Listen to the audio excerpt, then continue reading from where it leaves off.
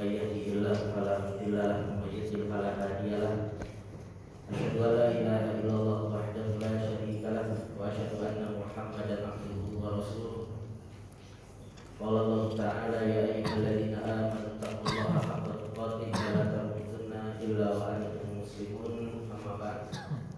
Para jamaahnya, sahabatnya, tabi'in, tabi'in dan orang-orang yang senantiasa mengikuti risalah di akhir zaman.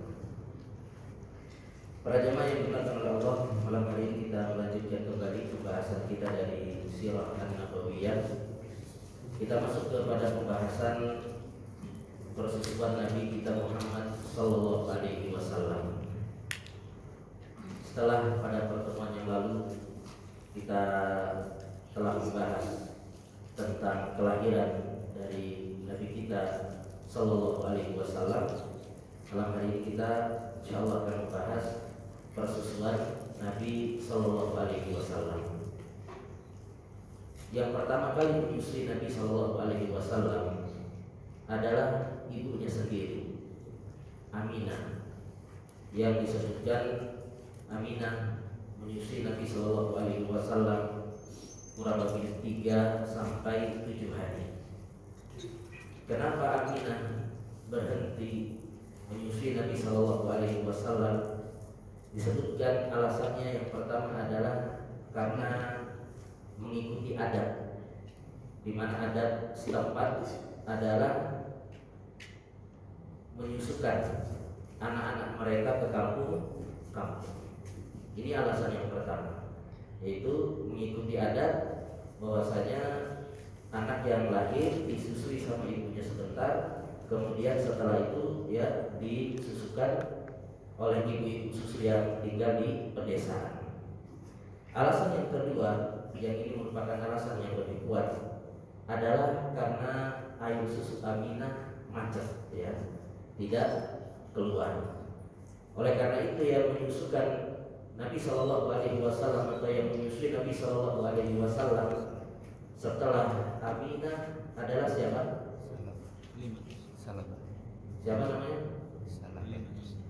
Suwaibah Al-Aslamiyah, ya. Suwaibah Al-Aslamiyah. Suwaibah ini siapa? Suwaibah ini budak daripada Abu Lahab. Jadi ketika Nabi Sallallahu Alaihi Wasallam lahir, maka Abu Lahab sangat bahagia. Di antara bentuk kebahagiaan daripada Abu Lahab, yaitu paman Nabi Sallallahu Alaihi Wasallam, adalah perintahkan Suwaibah budaknya untuk menyusui Nabi Sallallahu Alaihi Wasallam. Dan Suwaibah menyusui Nabi Sallallahu Alaihi Wasallam ini disebutkan dalam banyak riwayat. Di antaranya adalah ketika istri Nabi Sallallahu Alaihi Wasallam, Ummu Habibah radhiyallahu anha, menawarkan kepada Nabi Sallallahu Alaihi Wasallam adiknya, anak terakhir daripada Abu Sufyan bin Harb. Jadi Ummu Habibah ini kan ayahnya siapa? Abu Sufyan, yang sempat menjadi musuh Nabi Sallallahu Alaihi Wasallam, yang kemudian masuk Islam pada saat Fathu Makkah. Ummu Habibah radhiyallahu anha punya adik yang bernama Azzah binti Abi Sufyan, seorang gadis yang cantik jelita. Kemudian ditawarkan oleh Ummu Habibah radhiyallahu anha kepada Nabi Sallallahu Alaihi Wasallam. Maka Nabi Sallallahu Alaihi Wasallam bertanya kepada Ummu Habibah, kenapa engkau tawarkan kepadaku? Ya, artinya kenapa? Apa engkau tidak cemburu lah, ibaratnya demikian. Maka Ummu Habibah mengatakan, ya, tidak masalah. Saya ingin berbagi kebahagiaan dengan adik saya sendiri, supaya adik saya ini juga merasakan kebahagiaan menjadi ummahatul mukminin. Maka Nabi Shallallahu Alaihi Wasallam mengatakan, saya tidak bisa, ya, menikahi adikmu karena terdapat larangan apa? Menggabungkan dua saudara kandung dalam satu atap, ya, dalam satu pernikahan. Ini tidak bisa. Kenapa Ummu Habibah radhiyallahu anha menawarkan adiknya untuk dinikahi oleh Nabi Shallallahu Alaihi Wasallam? Disebutkan karena kecemburuan daripada Ummu Habibah, karena terdengar desas-desus kalau Nabi Shallallahu Alaihi Wasallam hendak ditawarkan untuk menikahi putrinya Abu Salamah radhiyallahu anha. Ya. Jadi Ummu Habibah seperti cemburu karena Ummu Salamah sudah menjadi ummahatul mukminin, ditambah lagi siapa? Anaknya kalau jadi dinikahi oleh Nabi Shallallahu Alaihi Wasallam, maka juga akan menjadi apa? Ummahatul mukminin. Daripada Ummu Salamah yang mendapatkan keutamaan ini, yaitu ibu dan anaknya menjadi ummahatul mukminin, maka Ummu Habibah radhiyallahu anha menawarkan adiknya dulu untuk dinikahi oleh Nabi Shallallahu Alaihi Wasallam. Maka karena Nabi Shallallahu Alaihi Wasallam tahu kalau Ummu Habibah ini yang mungkin terbakar dengan api cemburu, ya, sehingga menawarkan adiknya sendiri untuk dinikahi oleh Nabi Shallallahu Alaihi Wasallam, maka Nabi Shallallahu Alaihi Wasallam mengatakan, "Lau annaha lam takun robibati fi hajri mahallat li." Kalau seandainya anaknya Ummu Salamah, kalau tidak salah namanya Durrah, ya. Kalau seandainya dia ini bukan robibahku, robibah itu adalah anak bawaan istri, ya, anak bawaan istri. Tetap saja aku tidak dihalalkan untuk menikahi anak yang Ummu Salamah ini, ya. Jadi anak yang Ummu Salamah yang bernama Durrah tadi, ya, yang ditawarkan untuk dinikahi oleh Nabi Shallallahu Alaihi Wasallam, dia punya dua hal yang menjadikan Nabi Shallallahu Alaihi Wasallam tidak bisa menikahinya. Yang pertama adalah karena anaknya Ummu Salamah ini adalah apa? Anak bawaan istri. Jadi Ummu Salamah dinikahi oleh Nabi Shallallahu Alaihi Wasallam setelah Ummu Salamah ini apa? Punya anak. Jadi Ummu Salamah tadinya punya suami siapa? Abu Salamah radhiyallahu anhu. Setelah Abu Salamah meninggal, kemudian Ummu Salamah dinikahi oleh Nabi Shallallahu Alaihi Wasallam, dan Ummu Salamah itu sudah bawa apa? Anak. Nah, anaknya Ummu Salamah inilah yang ditawarkan kepada Nabi Shallallahu Alaihi Wasallam. Maka Nabi Shallallahu Alaihi Wasallam mengatakan bahwasanya Durrah ini dia nggak bisa menikahi karena dia adalah apa? Robibahku. Karena dia adalah anak bawaan istri. Kemudian juga alasan yang kedua, bahwasanya anak yang Ummu Salamah ini tidak bisa saya nikahi adalah li'annaha ibnatu akhi minar radha'ah, karena dia adalah anak daripada saudara sepersusuanku.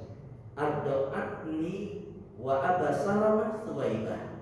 Kata Nabi Shallallahu Alaihi Wasallam, bahwasanya aku dan Abu Salamah itu disusui oleh siapa? Thuwaibah. Paham nggak sampai di sini, Pak? Paham ya? Jadi Nabi Shallallahu Alaihi Wasallam bersaudara sepersusuan dengan siapa? Abu Salamah. Ya.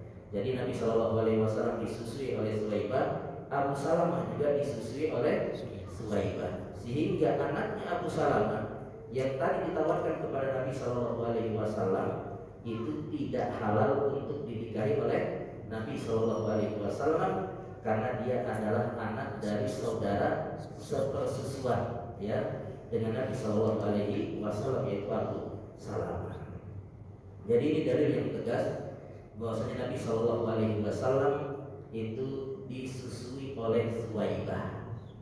Siapa saja yang disusui oleh Thuwaibah? Disebutkan di antara yang disusui oleh Thuwaibah selain daripada Abu Salamah radhiyallahu an adalah siapa? Siapa lagi yang disusui oleh Thuwaibah? Yaitu paman Nabi Shallallahu Alaihi Wasallam, Hamzah, ya, Hamzah bin Abdul Muttalib radhiyallahu an. Ini juga disusui oleh Thuwaibah. Oleh karenanya disebutkan ketika Fathu Mekah. Fathu Mekah itu umur Nabi Shallallahu Alaihi Wasallam kurang lebih berapa tahun? Kira-kira berapa tahun umur Nabi? Kurang lebih 60 tahun. ya. Karena Fathu Mekah itu terjadi pada tahun 8 Hijriah ya. Jadi umur Nabi Shallallahu Alaihi Wasallam kurang lebih 60 tahun. Kemudian ketika Fathu Mekah itu, ketika sampai di Mekah, Ali bin Abi Thalib radhiyallahu anhu mengatakan kepada Nabi Shallallahu Alaihi Wasallam, wahai Rasul, kenapa engkau tidak menikahi putri-putri dari kerabatmu sendiri? Ya.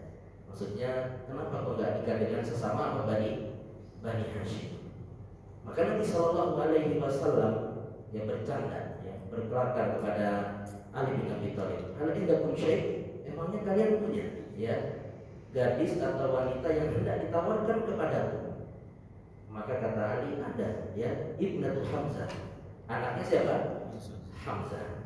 Maka Nabi Shallallahu Alaihi Wasallam mengatakan, Inna ibnatu akhina radha'ah.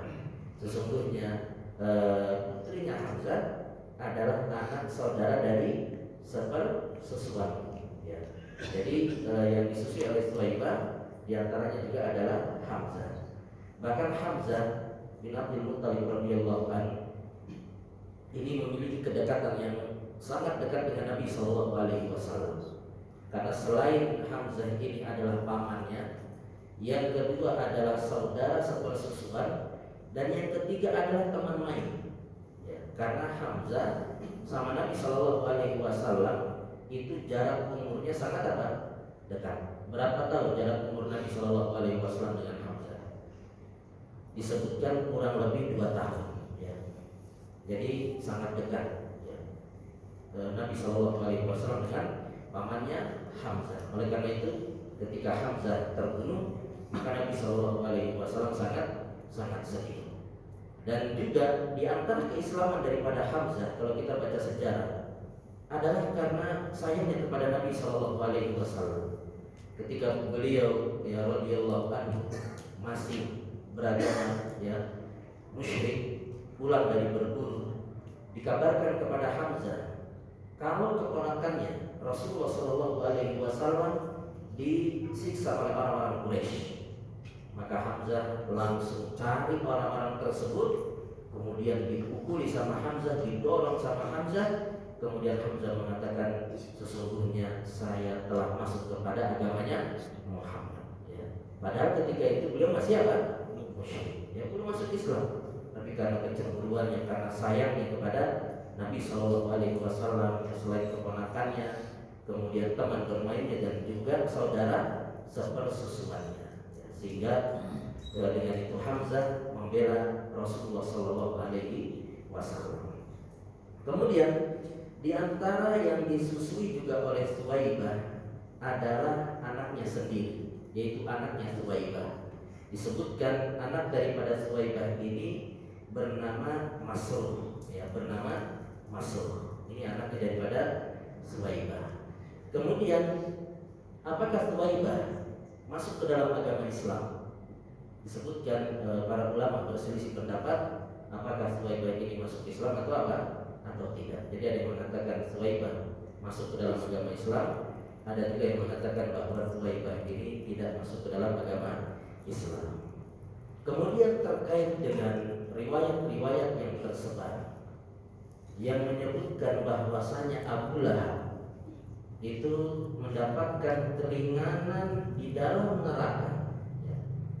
Apakah benar atau salah? Jadi Abu Lahab, karena sebab Abu Lahab ini bahagia, bergembira dengan kelahiran Nabi Shallallahu Alaihi Wasallam, sehingga memerintahkan budaknya Suwaibah untuk menyusui Nabi Shallallahu Alaihi Wasallam, sehingga disebutkan bahwa Abu Lahab ini mendapatkan keringanan azab di neraka, yaitu ada hari di mana Abu Lahab ini diberikan tetesan-tetesan air minum. Apakah ini benar atau tidak? Wallahu ta'ala alam. Ada yang mengatakan bahwasanya ini riwayat yang mursal, ya. Dan juga bahwasanya kisah ini bertentangan dengan firman Allah Subhanahu wa taala bahwa orang-orang kafir itu seberapa pun amal solehnya, amal baiknya, maka pada hari kiamat itu akan menjadi apa? Debu yang berterbangan, tidak ada apa? Artinya. Wa qadimna ila ma 'amilu min amalin faja'alnahu haba'an mansura.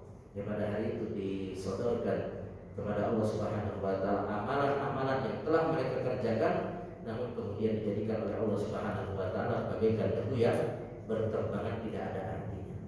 Karena orang-orang kafir ketika dia mengerjakan suatu amalan tidak diterima oleh Allah Subhanahu wa taala. Jadi kisah tentang Abu Lahab yang mendapatkan tetesan-tetesan ya air minum di neraka, ya, ini bertentangan dengan ayat ini. Namun ada ulama yang menentang. Di antaranya adalah Imam Ibnu Qayyim rahimahullah taala. Beliau mengatakan bahwasanya ayat ini, bahwasanya orang kafir itu dia amalannya tidak diterima, itu hanya menunjukkan bahwa orang kafir di neraka itu dia akan kekal dan selamanya tidak akan masuk ke dalam apa? Surga. Jadi ayat yang menunjukkan bahwasanya amalan orang kafir tidak diterima dan yang lainnya itu hanya menunjukkan apa? Bahwasanya mereka ini akan selama-lamanya di neraka dan tidak akan pernah masuk ke dalam surga. Adapun untuk mendapatkan keringanan maka mungkin. Sebagaimana siapa yang mendapatkan keringanan? Siapa yang mendapatkan keringanan azab di neraka? Siapa? Abu Thalib. Ya, secara jelas Abu Thalib mendapatkan keringanan azab di neraka. Padahal beliau juga apa? Kafir. Tetapi Abu Thalib mendapatkan keringanan apa? Azab di neraka. Bahkan disebutkan Abu Thalib ini adalah seorang yang paling ringan apa? Azabnya di neraka. Bahkan tapi seringan-ringannya itu dipakaikan sandal di neraka kemudian mendidih otaknya. Jadi ada kemungkinan bahwasanya mereka ini mendapatkan apa? Keringanan ya secara khusus. Allah taala alam ya. Namun ada yang menyebutkan bahwasanya riwayat daripada Abu Lahab mendapatkan keringanan ini riwayatnya adalah riwayatnya dhaif. Tapi jamaah yang dimakan oleh Allah, setelah Suwaibah yang menyusui Nabi Shallallahu Alaihi Wasallam, maka Nabi Shallallahu Alaihi Wasallam disusui oleh Halimatus Sa'diyah. Halimatus Sa'diyah. Jadi disebutkan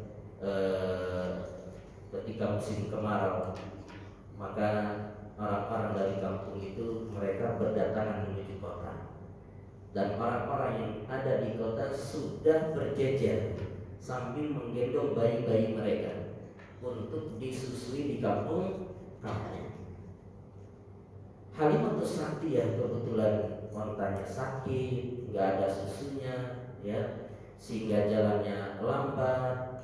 Sedangkan teman-temannya jalannya apa? Cepat. Sehingga teman-temannya ini dari kampung lebih dulu sampai di lokasi, sehingga mereka bisa memilih sesuka hati mereka bayi-bayi yang mau apa? Disusui. Dan satu pun dari mereka tidak ada yang mau ngambil siapa? Nabi Shallallahu Alaihi Wasallam. Nabi kecil Shallallahu Alaihi Wasallam nggak ada yang mau ngambil. Kenapa nggak ada yang mau ngambil? Kenapa nggak ada yang mau ngambil Nabi? Ya. Karena anak yatim. Kalau yatim kan biasanya nggak punya apa? Uang. Sedangkan kita ini datang dari desa, menyusui anak mereka berharap mendapatkan apa? Ibadah.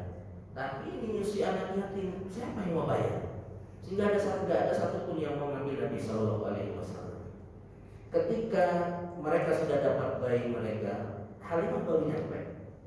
Begitu Halimah nyampe, tinggal Nabi Shallallahu Alaihi Wasallam saja yang belum apa? Ada ibu susunya. Maka Halimah awalnya pun apa? Ragu. Ambil ini anak miskin, nanti bayarannya gimana? Ya, banyak pertimbangan. Sampai akhirnya Halimah itu sudah mau pulang ya, setelah diskusi sama suaminya. Namun kemudian akhirnya Halimatus Sa'diyah berpikir pulang kembali, akhirnya mengambil Nabi Shallallahu Alaihi Wasallam. Dan begitu Halimah menggendong Nabi Shallallahu Alaihi Wasallam, langsung datang keajaiban. Air susu yang tadi tidak keluar, ya, maka tiba-tiba langsung apa? Keluar. Sehingga Nabi Shallallahu Alaihi Wasallam bisa minum dengan kenyang.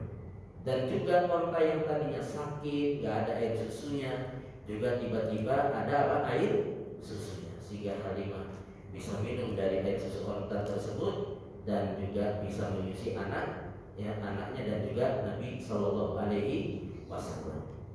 Dan unta yang tadi jalannya pelan bisa menyusul teman-temannya. Ya. Yang lebih ajaibnya lagi, begitu sampai di kampungnya, ya, maka tadinya ketika mereka pergi meninggalkan kampungnya, kambing-kambing di kampungnya itu kurus-kurus karena musim kemarau. Begitu sampai ini kambing sudah apa gemuk, ya. Jadi kambingnya sudah gemuk. Maka sadarlah mereka kalau anak yang mereka ambil ini bukan anak apa? Sembarangan. Ini anak yang mendatangkan apa? Keberkahan. Sehingga disebutkan Halimah Sa'diyah tidak ingin cepat-cepat mengembalikan Nabi Shallallahu Alaihi Wasallam ke pangkuan ibunya. Padahal disebutkan kontraknya itu biasanya hanya dua tahun. Sehingga disebutkan Halimah itu ketika mau mengembalikan Nabi setelah 2 tahun itu berdoa supaya ini anak tidak segera diambil oleh ibunya. Dan benar saja ketika sampai di Mekah ternyata Mekah ketika itu terserang wabah, sehingga Aminah meminta kepada Halimah untuk tetap membawa Nabi Shallallahu Alaihi Wasallam. Makanya disebutkan Nabi Shallallahu Alaihi Wasallam tinggal bersama Halimah Sa'diyah kurang lebih selama 4 tahun. Dan siapa saudara sepersusuan Nabi Shallallahu Alaihi Wasallam? Siapa yang disusui oleh Halimah Sa'diyah selain Nabi Shallallahu Alaihi Wasallam? Disebutkan, kalau belajar sirah memang harus belajar nama-nama ini Pak ya. Jadi supaya kita nggak hafal nama-nama artis saja, pemain-pemain bola, kita berusaha menghafal nama-nama orang-orang yang dekat dengan Nabi kita Shallallahu Alaihi Wasallam. Siapa orang yang juga disusui oleh Halimah Sa'diyah? Di antaranya adalah anak-anaknya Halimah sendiri. Disebutkan Halimah Sa'diyah ini punya 3 anak. Yang pertama adalah Syaimah, ya, Syaimah atau juga disebut dengan Huzafah. Kemudian ada Abdullah dan yang ketiga adalah Unaisah. Ya. Jadi ini anak-anak daripada Halimah. Selain daripada anak-anaknya Halimah, siapa yang disusui oleh Halimah? Disebutkan yang disusui oleh Halimah adalah Abu Sufyan ibnul Harith. Abu Sufyan ibnul Harith. Siapa Abu Sufyan ibnul Harith ini?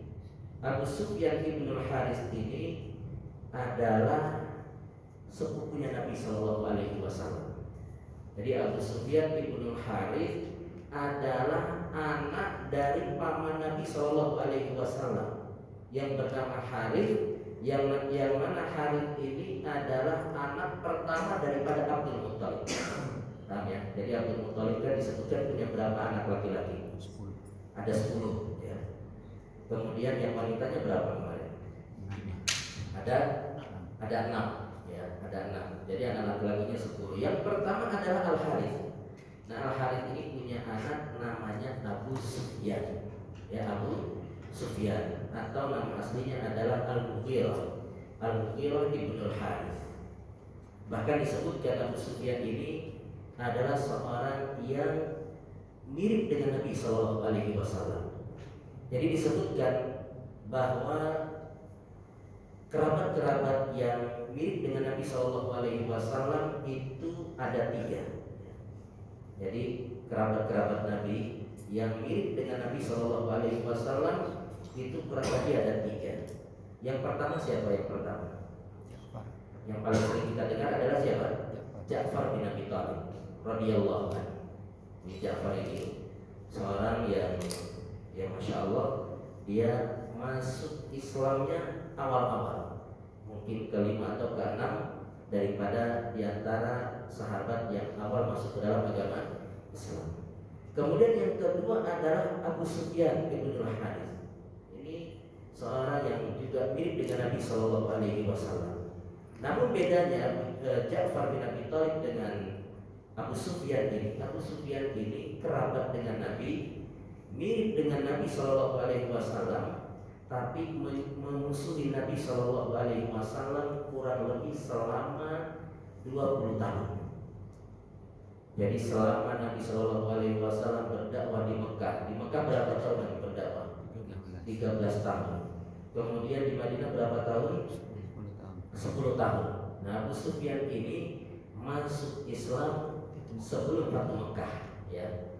Sebelum Fatu Mekah. Dan Abu Sufyan yang mirip dengan Nabi ini berbeda dengan Abu Sufyan ibn Harb yang merupakan pimpinan orang apa? Quraisy. Karena memang namanya sama Abu Sufyan dan masuk Islamnya juga sama-sama apa? Ketika menjelang Fatu Mekah, ya. Jadi Abu Sufyan ibn Harith yang merupakan kerabat Nabi dan juga yang mirip dengan Nabi Shallallahu Alaihi Wasallam ini juga masuk Islamnya menjelang Fatu Mekah yaitu pada tahun 8 Hijriah. Sehingga Abu Sufyan ini kurang lebih dia sudah memusuhi Nabi selama 20 tahun. Dan Abu Sufyan disebutkan keislamannya hanya 6 tahun. Setelah 6 tahun kemudian beliau meninggal dunia. Namun sekalipun beliau sudah memusuhi Nabi selama kurang lebih 20 tahun dan keislaman hanya 6 tahun, namun Abu Sufyan telah menjalankan keislamannya dengan sebaik-baiknya. Sebutkan Abu Sufyan ini gak berani memandang wajah Nabi Shallallahu Alaihi Wasallam karena beliau malu dengan Nabi Shallallahu Alaihi Wasallam, wajahnya mirip kerabat tapi sudah memusuhi Nabi kurang lebih selama 20 tahun. Kemudian juga disebutkan Abu Sufyan ini senantiasa hadir di majelisnya Nabi dan merupakan orang yang paling pertama datang ke Masjid Nabawi dan paling terakhir pulang, ya. Jadi datang paling awal, keluar paling apa? Belakangan. Dan Abu Sufyan, ya, disebutkan sebagaimana sabda Nabi Shallallahu Alaihi Wasallam, innamal a'malu bil khawatim, sesungguhnya amalan itu dilihat daripada apa? Akhirnya. Sekalipun musuh Nabi selama 20 tahun, namun dia menutup akhir dengan kebaikan. Kemudian di antara yang mirip juga dengan Nabi Shallallahu Alaihi Wasallam adalah Qasam ibnul Abbas, ya, Qasam ibnul Abbas. Jadi inilah kerabat-kerabat Nabi Shallallahu Alaihi Wasallam yang mirip dengan beliau. Disebutkan juga ada yang mirip dengan Nabi, yaitu cucunya. Siapa yang paling mirip dengan Nabi? Hasan atau Husain? Hasan. Ya, Hasan bin Ali. Ya, Hasan bin Ali inilah yang paling mirip dengan Nabi kita Muhammad Sallallahu Alaihi Wasallam. Jadi Nabi Sallallahu Alaihi Wasallam disusui oleh Halimah Sa'diyah selama kurang lebih di pangkuan Halimah ini 4 tahun, dan di antara saudara sepupu Nabi adalah sepupunya sendiri yaitu Abu Sufyan ibnul Harith. Kemudian jamaah yang dimuliakan oleh Allah, ketika Nabi Shallallahu Alaihi Wasallam berada di pangkuan Halimah Sa'diyah, terjadi peristiwa besar, yaitu pembelahan apa? Dada Nabi Shallallahu Alaihi Wasallam. Jadi dada Nabi Shallallahu Alaihi Wasallam dibelah itu sebanyak berapa kali, Pak? 2 kali. Ya, sebanyak 2 kali. Ada yang menyebutkan bahwa dada Nabi Shallallahu Alaihi Wasallam itu dibelah sebanyak 4 kali. Ya. Jadi yang pertama adalah ketika umur beliau 4 tahun, ketika berada di pangkuan Halimah Sa'diyah. Kemudian yang kedua adalah ketika beliau Shallallahu Alaihi Wasallam akan dimi'rajkan, ya, naik ke atas langit untuk berjumpa dengan Allah Subhanahu Wa Taala. Dan yang ketiga adalah disebutkan ketika Nabi Shallallahu Alaihi Wasallam berumur 10 tahun ketika sedang menggembala kambing. Dan yang keempat adalah sebelum beliau Shallallahu Alaihi Wasallam menerima wahyu. Ini yang mengatakan bahwa dada Nabi Shallallahu Alaihi Wasallam yang dibelah itu sebanyak 4 kali. Namun yang 2 tadi kita sebutkan terakhir, yaitu dada Nabi Shallallahu Alaihi Wasallam dibelah ketika beliau berumur 10 tahun, dan yang kedua adalah ketika beliau hendak menerima wahyu. Ini disebutkan riwayatnya lemah, sehingga yang benar Allah Ta'ala alam bahwa dada Nabi Shallallahu Alaihi Wasallam dibelah itu sebanyak 2 kali. Yang pertama adalah ketika berada di pangkuannya Halimah Sa'diyah, ketika Nabi Shallallahu Alaihi Wasallam sedang bermain-main dengan saudara sepersusuannya, dengan anak-anaknya Halimah dan anak-anak yang lain, maka kemudian datang malaikat Jibril alaihissalam bersama malaikat yang lainnya, kemudian memegang Nabi Shallallahu Alaihi Wasallam. Kemudian setelah itu Nabi ditelentangkan dan dibelah dadanya. Setelah itu diambil segumpal darah yang ada di hati Nabi. Kemudian hati Nabi Shallallahu Alaihi Wasallam dicuci di tempat yang terbuat dari apa? Emas, dan juga dicuci dengan air Zam-Zam. Kemudian anak-anak yang melihat ini laporan kepada Halimah Sa'diyah bahwasanya Muhammad telah dibunuh, sehingga Halimah bersama suaminya pergi dan ketika sampai di lokasi, Nabi Shallallahu Alaihi Wasallam sudah duduk dalam keadaan apa? Pucat.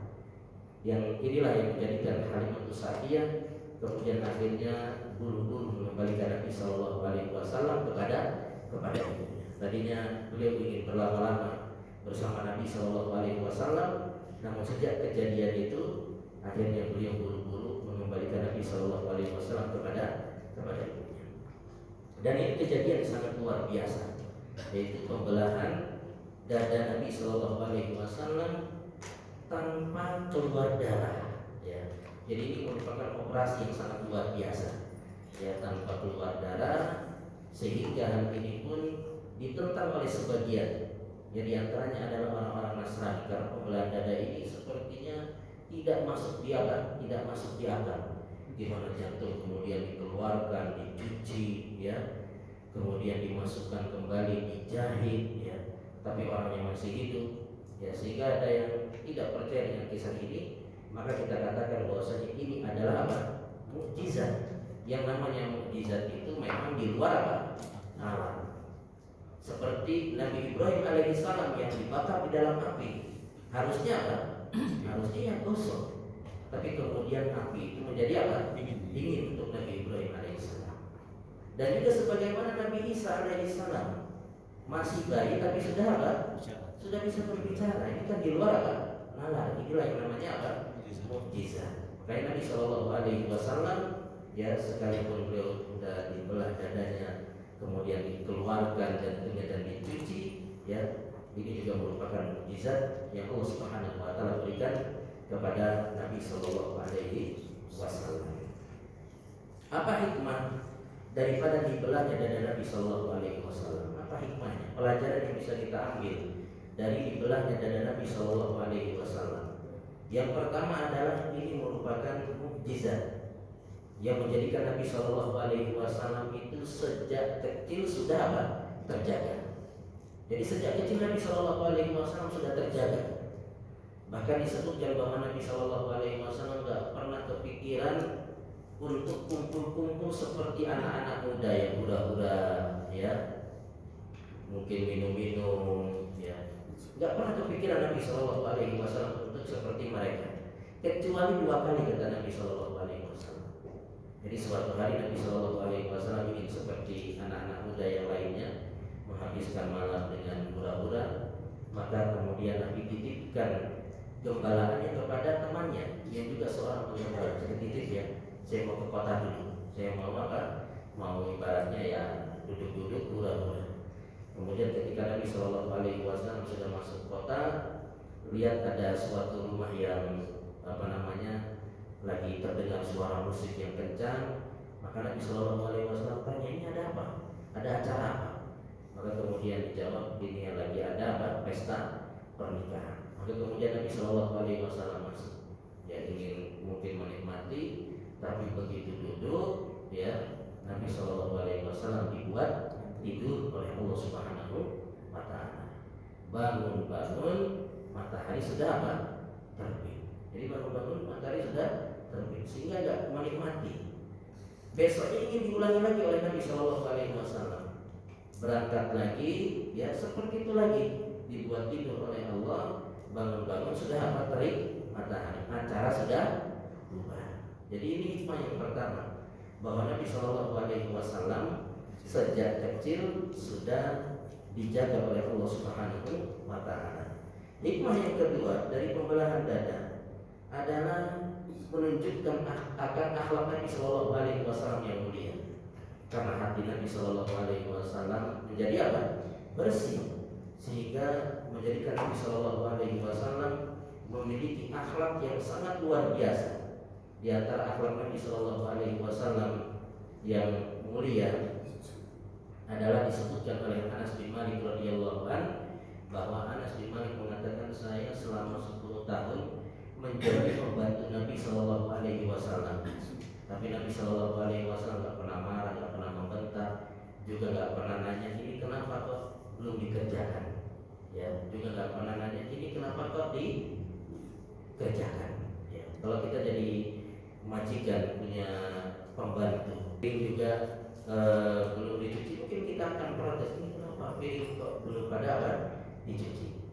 Nabi Shallallahu Alaihi Wasallam tidak pernah mengatakan hal itu kepada Anas bin Malik radhiyallahu an selama 10 tahun. Bayangkan, ini kan menunjukkan apa? Akhlak Nabi Shallallahu Alaihi Wasallam yang mulia. Oleh karena itu sebagian mengatakan, siapa yang membaca sirah an-nabawiyah maka dia akan dapati bahwasanya akhlak Nabi Shallallahu Alaihi Wasallam itu juga bagian daripada mukjizat. Ya, akhlak Nabi itu juga bagian daripada apa? Mukjizat. Kemudian hikmah yang ketiga dari pembelahan dada Nabi Shallallahu Alaihi Wasallam adalah menjadikan kita ini tunduk di hadapan dalil. Jadi menundukkan akal kita di hadapan apa? Dalil. Jadi kalau sudah ada dalil, sekalipun itu di luar daripada nalar kita tunduk. Sebagaimana kisah daripada pembelahan dada Nabi Shallallahu Alaihi Wasallam yang dibelah sampai 2 kali, ini kan hal yang sangat apa? Hal yang mungkin di luar daripada nalar kita. Tapi kita harus apa? Harus tunduk. Bahkan jelas bahwasanya dari proses pembelahan dada Nabi Shallallahu Alaihi Wasallam itu ada bekas apa? Ada bekas jahitannya. Dan ini kita harus tunduk ya terhadap dalil. Kita tundukkan akal kita terhadap dalil-dalil yang datang kepada kita, sekalipun dalil tersebut di luar daripada nalar kita. Kemudian jemaah yang dimuliakan oleh Allah, ada beberapa pelajaran juga yang tertinggal, yaitu dari kisah Nabi Shallallahu Alaihi Wasallam disusui di perkampungan. Apa pelajarannya? Apa hikmahnya? Di antara hikmah, orang-orang dahulu itu menyusukan anak-anak mereka di pedalaman. Di antaranya adalah supaya anak mereka ini tumbuh sehat, segar, ya. Karena yang namanya pedalaman itu kan dia masih asri, airnya masih bersih, banyak pepohonannya, supaya anak-anak mereka ini tumbuh dengan apa? Sehat. Yang kedua adalah supaya bahasa Arab mereka ini terjaga. Karena kalau di kota ya itu sudah banyak orang-orang asing yang masuk, sehingga bahasa Arab mulai banyak apa? Campurannya, sehingga mungkin jadi amiyah dan yang lain sebagainya. Sehingga dipersusukkan di pedalaman itu supaya bahasa Arab mereka apa? Terjaga. Ya, bahasa Arab yang murni terjaga. Dan itu juga sebagai pelajaran bagi kita adalah pentingnya yang namanya bahasa Arab. Kita berusaha untuk semangat dalam belajar bahasa Arab supaya kita bisa memahami ya agama ini dengan baik. Karena agama ini datang dengan dalil-dalil dari Al-Quran dan As-Sunnah yang keduanya ini datang dengan berbahasa Arab. Sehingga dengan kita belajar bahasa Arab, insya Allah kita akan bisa memahami agama ini dengan baik. Belajar bahasa Inggris boleh atau tidak? Boleh atau tidak belajar bahasa Inggris? Boleh juga. Apalagi kalau kita misalkan seorang dai, maka kita berusaha untuk bisa juga bahasa Inggris supaya bisa dakwah ya di negara-negara yang lain yang mungkin negara tersebut ya bahasanya adalah bahasa Inggris. Sebagaimana disebutkan Syekh Muhammad bin Shalih Al-Utsaimin rahimahullah ta'ala, pernah beliau berdakwah di suatu negara, kalau tidak salah di pedalaman Afrika. Ketika beliau berdakwah, ada penerjemahnya. Ternyata penerjemahnya ini khianat, tidak menerjemahkan apa yang disampaikan oleh Syekh Utsaimin rahimahullah taala dengan sebenarnya. Sehingga setelah selesai kajian, ada yang datang kepada Syekh Muhammad bin Shalih Al-Utsaimin rahimahullah taala, "Wahai Syekh, apakah engkau tadi menyampaikan bahwa kita boleh ibadah di kuburan?" Ya, maka saya marah. Saya nggak ada nyampaikan apa? Nggak ada nyampaikan ini. Maka dari situlah beliau yang punya tekad yang kuat ingin bisa bahasa apa? Bahasa Inggris supaya tadi tidak tertipu dengan apa? Penterjemah. Kadang-kadang memang ada penterjemah itu dia khianat. Mungkin apa yang disampaikan tidak sesuai dengan pemahaman dia, sehingga dia sampaikan sesuai dengan apa? Pemahaman. Disusuinya anak-anak itu di pedalaman adalah supaya mereka ini tidak hidup secara apa? Manja, ya, supaya mereka tidak hidup manja, jauh daripada orang tua, menjadikan mereka hidup lebih apa? Mandiri. Itulah diantara pelajaran daripada Nabi kita Shallallahu Alaihi Wasallam disusui di pedalaman. Kemudian jamaah yang dimuliakan oleh Allah, masuk ke pembahasan berikutnya adalah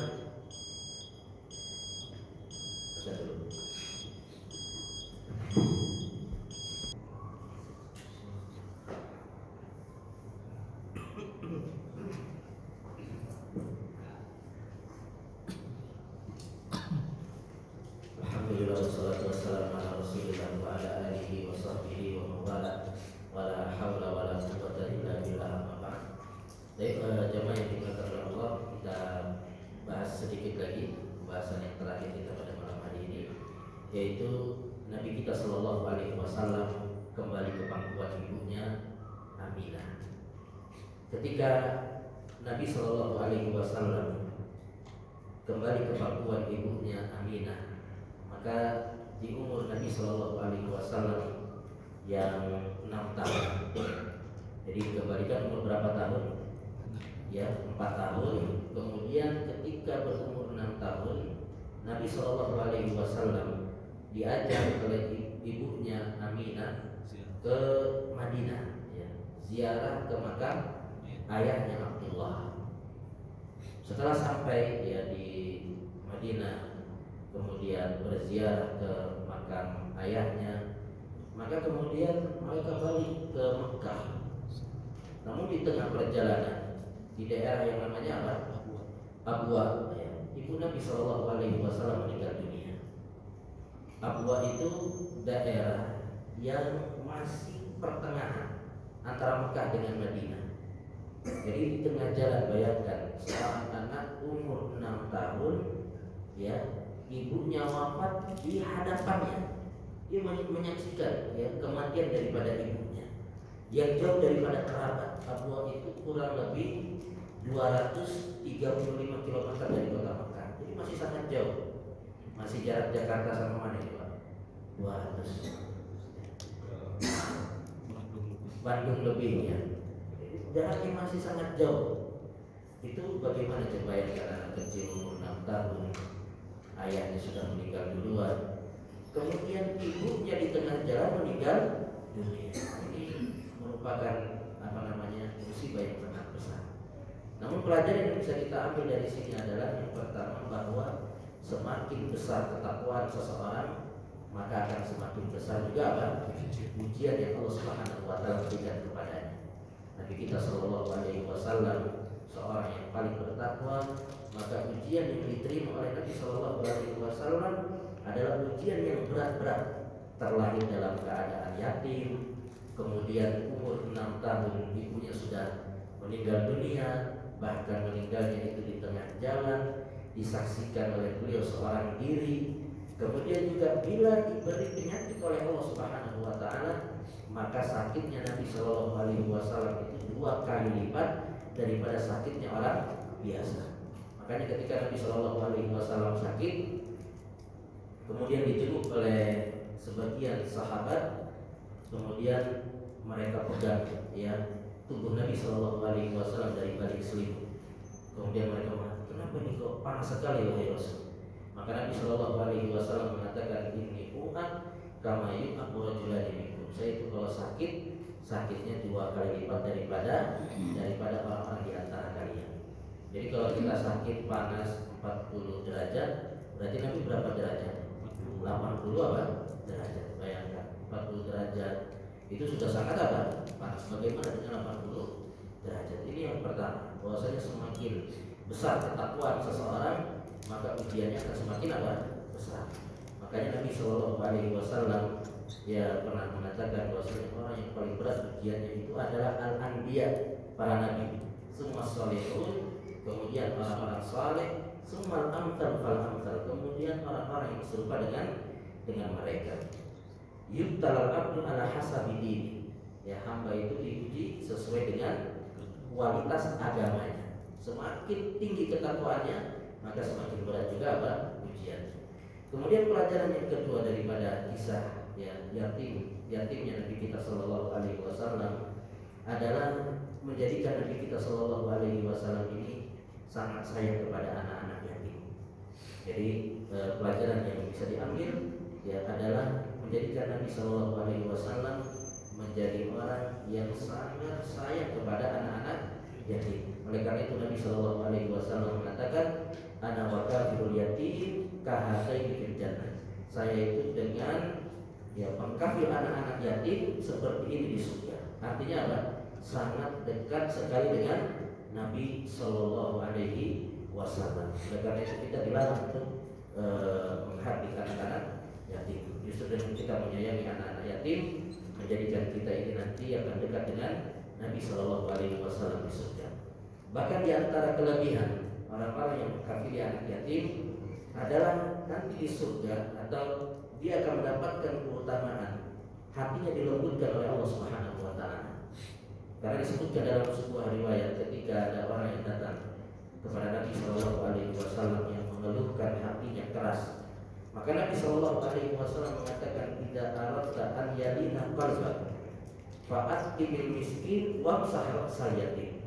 Apabila engkau ingin hatimu itu menjadi lembut, ya, dalam riwayat yang lain disebutkan wa tudriku hajatak, dan mendapatkan ya apa yang kau inginkan, engkau mendapatkan kebutuhanmu apa yang kau inginkan, maka Nabi Shallallahu Alaihi Wasallam mengatakan atqil miskin, berikanlah makan kepada orang-orang miskin, wamsah ra'sal yatim, dan usap-usaplah kepala anak yatim.